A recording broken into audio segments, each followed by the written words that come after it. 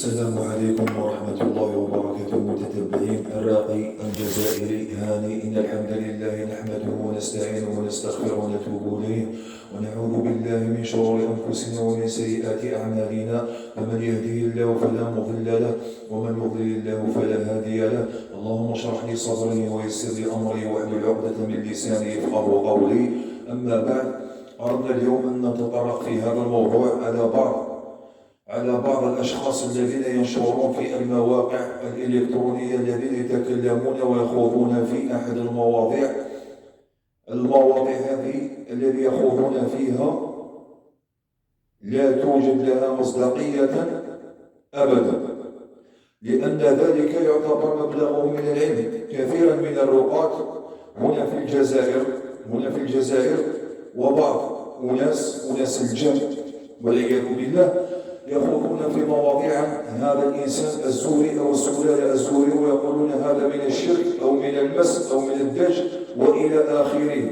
وخاصة أتكلم على بعض الرقاة يقولون من أي راقي يزعم أن معه حكمة أو جندا أو إلى آخره، أو يتكلم على الرفقة والله وكذا، يعني هذه الأشياء يعتبر من أشباه الرقاة أو من الدجل أو من السحر. ذلك مبلغهم من العلم.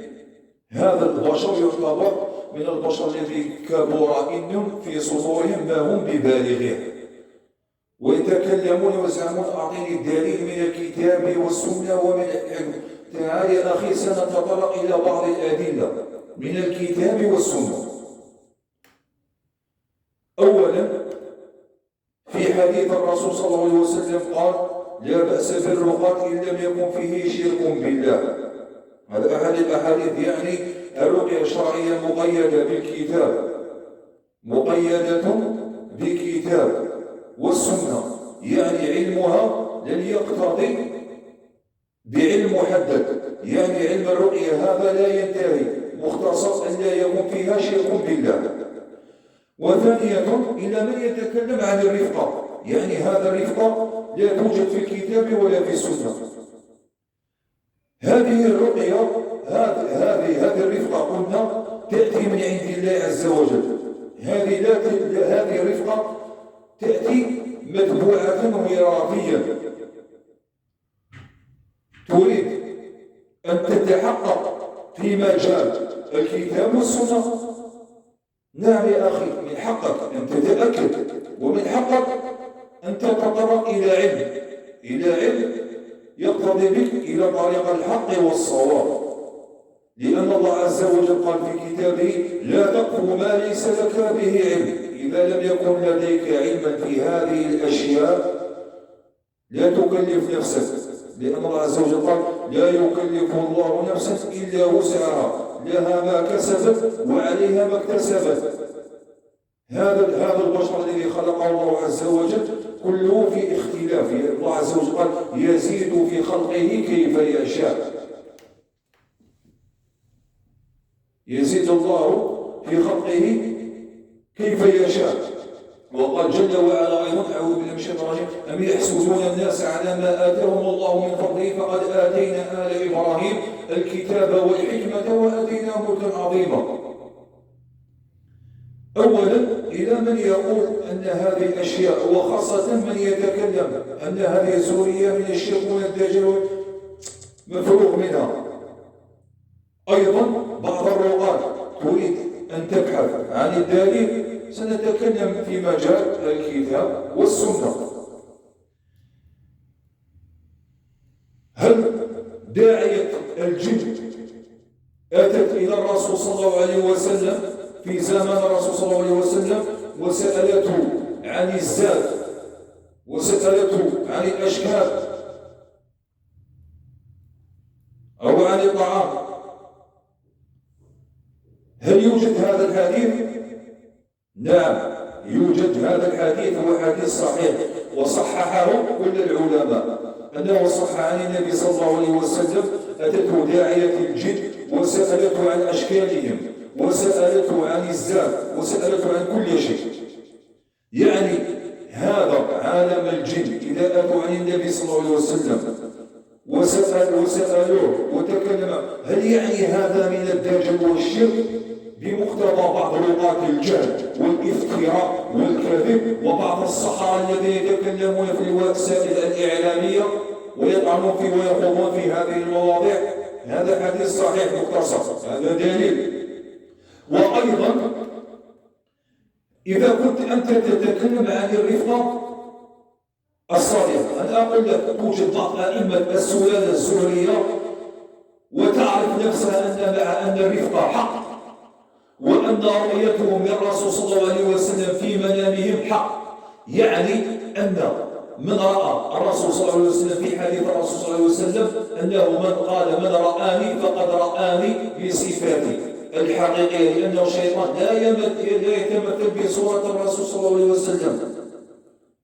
وهذا الصنف من الزهريين هم الذين يرون الرسول صلى الله عليه وسلم.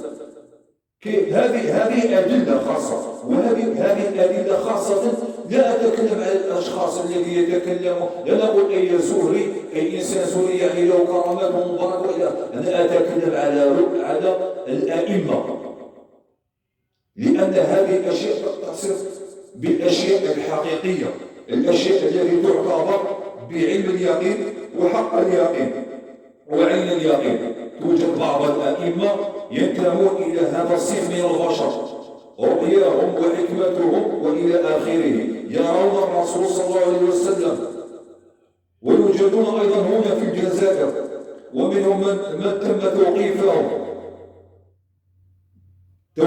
من الأئمة بسبب تلبس الشياطين وتسليطاتهم عليه وإلى آخره. وثالثا من يقول أنه لهم جند إلى آخره. توجد بعض الصور والآيات بينات. هذا القرآن العظيم أنزل كي تتدبر آياته، وعلمه لا يتوقف، وعلمه كثير كما ورد في القرآن. أعوذ بالله من الشيطان الرجيم. لماذا اختصت هذه السورة وذكر فيها الجنود وهي سورة الجن؟ سورة التي سميت بسورة الجن، لماذا؟ في هذه الآية قال الله عز وجل: أعوذ بالله من الشيطان الرجيم: قل من كان في الضلالة فليمدد له الرحمن مدا حتى إذا رأوا ما يوعدون إما العذاب وإما الساعة فسيعلمون من هو شر مكانا وأضعف جندا. سيعلمون من هو شر مكانا وأضعف جندا. لماذا هذه السورة هذه الآية نزلت في هذه السورة في سورة الجن؟ لأن هذه الآية توجد فيها علم باطني رباني لا يعلمه إلا الله عز وجل، كما قال الله عز وجل: لا يعلم جنود ربك إلا هو. هي بفعل تفسير الآية يبني على الملائكة وعلمه وإلى آخره، ولله جنود السماوات والأرض. لكن توجد بعض البشر سخرت لهم هذه الأشياء لم تأتي بنقوص أو طلبت، جاءت من عند الله عز وجل، جاءت لحكمة بينة. وتكلمنا في المجلس الذي من قبله عن الشيخ بن باز العالم أن الجن كانت تحضر في محاضر هذا العالم، كانت تتمثل في محاضر الشيخ بن باز وإلى آخره.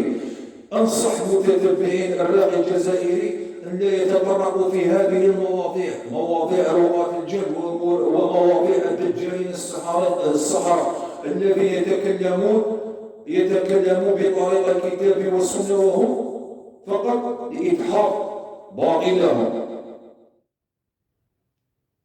اللهم أرنا الحق حقا وارزقنا اتباعه، وأرنا الباطل باطلا واجنبنا اتباعه.